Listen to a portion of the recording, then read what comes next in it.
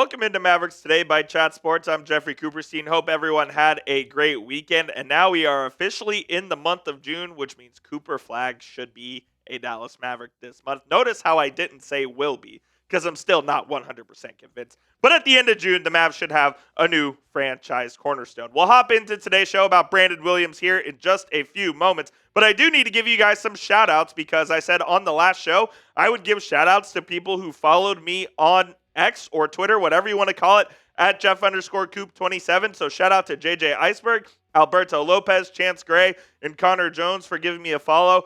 I'm tweeting about the Mavericks all the time, and if Mavericks news drops, chances are you'll find it on my Twitter before you find it here on YouTube. So go give me a follow right now. It's Jeff_Coop27. All right, let's talk about Brandon Williams, who I think could be the Mavericks' secret weapon this coming season. He had a very solid year, his best professional year by far in the NBA. Last year with the Mavs in 33 games, he averaged 8 points, almost 2.5 assists, and shot over 50% from the field and right at 40% from three. And Williams really took it to another level in the final 16 games of the season, where he started the majority of games, averaged over 14 points, shot over 42% from three, and upped his field goal percentage as well.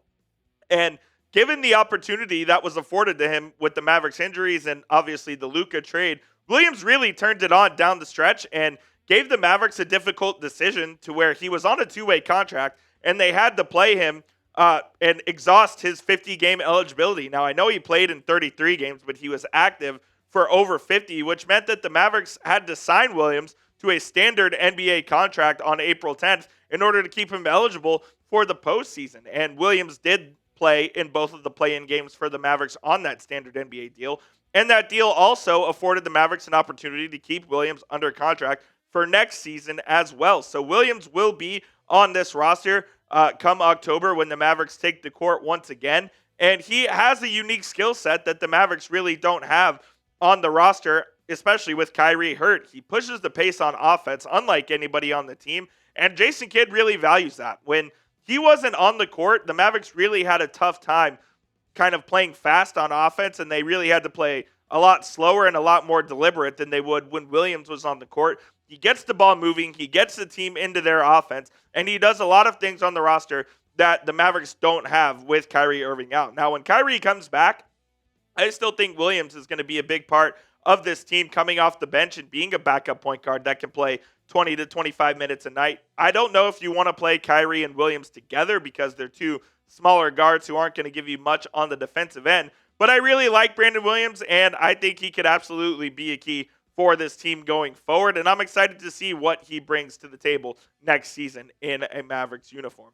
Should Brandon Williams be the opening night starting point guard? If you think he should, type S for start. If you think he should not, type B for bench. I know the Mavericks are going after the likes of Chris Paul, exploring what a Lonzo Ball trade could look like as well. But I think if Williams ended up being that guy on opening night, I wouldn't hate it whatsoever. Let me know what you guys think down there in the comment section.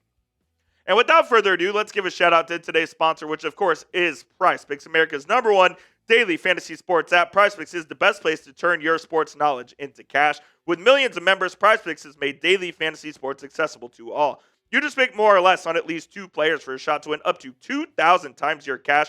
Run your game all season long on PrizePicks. Do you know ball? There's only one series left in the playoffs, and the championship is officially on the line. That means time is running out for you to put your final takes to the test on PrizePicks, the best place to win cash on your favorite sports. PrizePicks is the best place to get action on sports in more than 30 states, including California, Texas, Georgia, and Florida. PrizePicks is the best place to win cash while watching sports, so join millions of users and sign up today. Here is my projection for Game 1 of the championship series. I'm taking the more on Miles Turner, 5 rebounds. I'm going to take the less on Tyrese Halliburton, 17.5 points. And I had to go with the more on Shai Gilgeous-Alexander, free throws attempted, the free throw merchant himself at more than 10.5 free throws attempted.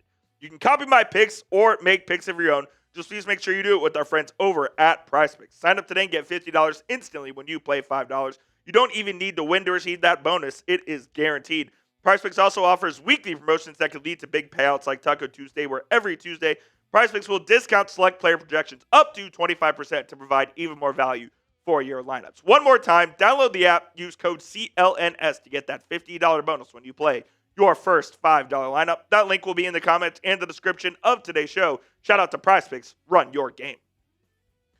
The Mavericks have been named the most negative fan base in the NBA, according to Vegas Insider, who I don't know how they calculated this, but they went on, I think it was Twitter, and they looked at comments that were deemed negative, so to speak, and the Mavericks topped the list of NBA fan bases being the most negative, followed by the Boston Celtics, Minnesota Timberwolves, that one's crazy to me, Memphis Grizzlies, and Philadelphia 76ers. It's no surprise that the Mavericks are at the top of this list, man. I mean, I wonder why. Could it have been something that happened in the early February where their entire franchise was basically destroyed with one move? Would that have something to do with it? Maybe so. When you traded the second best player in the NBA to the flagship franchise in the NBA for an aging superstar in Anthony Davis, Max Christie, and only one first-round pick. And I don't know if you guys saw this, but Bulls GM Arturas Karniskovas, I know I butchered that name, but he said he would have given up any asset that he had on his roster, any pick, any player, in order to get Luka. Now, the Bulls don't have anything that I would have even wanted in a Luka Doncic trade, but that's neither here nor there. Look, man, there's a reason this fan base has been in absolute shambles for 3.5 months, and it's because of the moves that Nico Harrison made and the subsequent gaslighting and just, not making fun, but basically just poking the bear and making fans even angrier with every move that he made all throughout the summer. I'll say this, they have a chance to right the ship, not because Nico did anything, but because the Mavericks won their 1.8% chance to win the lottery and the right to select Cooper Flagg. And Flagg does have a chance to bring this fan base back together. Look, I don't think Nico deserves credit for this. I've said it multiple times. He shouldn't get the flowers for having the chance to select Flagg, but that's kind of how the world works, and he'll have a chance to put the Mavericks right back into contention next season, given their incredible luck for the first time in the 45-year history of the Mavericks that they won the NBA lottery. Mavs fan base is negative for a reason, and look, I would love to be positive about them. Hopefully they have a good offseason, and hopefully it starts at the end of June by drafting that guy on your screen right there in Cooper Flagg to be the next Dallas Maverick. I want to ask you this, though. Do you agree with the survey that Vegas Insider put together? Are Mavericks fans the most negative in the NBA right now? Give me a simple yes or no down there in the comment section. I'll say yeah, because I know I'm one of them. I'm not one that's I'm just completely disillusioned with what the Mavericks have done over the past few months, and I can fully admit it. Do you think the Mavs are the most negative fan base in the NBA, though? Let me know down in the comment section.